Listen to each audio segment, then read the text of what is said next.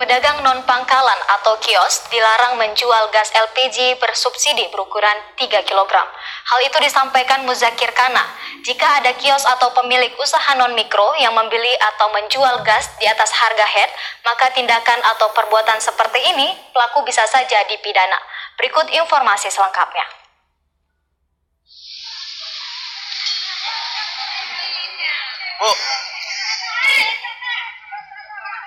LSM karena saat dijumpai TVRI di Aceh Timur mengatakan bahwa maraknya pelaku usaha non-mikro dan kios-kios yang menjual gas LPG 3 kilo di atas harga head di Aceh Timur.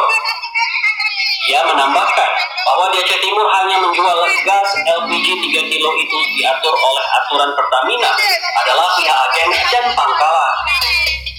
Sementara kios tidak dibenarkan menjual gas LPG 3 kilo, apalagi menjualnya dengan harga di atas harga net.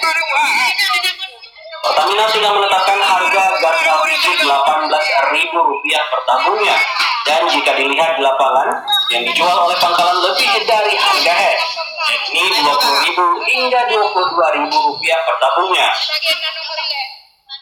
Sementara pihak kios menjual harga gas LPG 3 kilo mencapai Rp25.000 hingga Rp30.000 per tabungnya.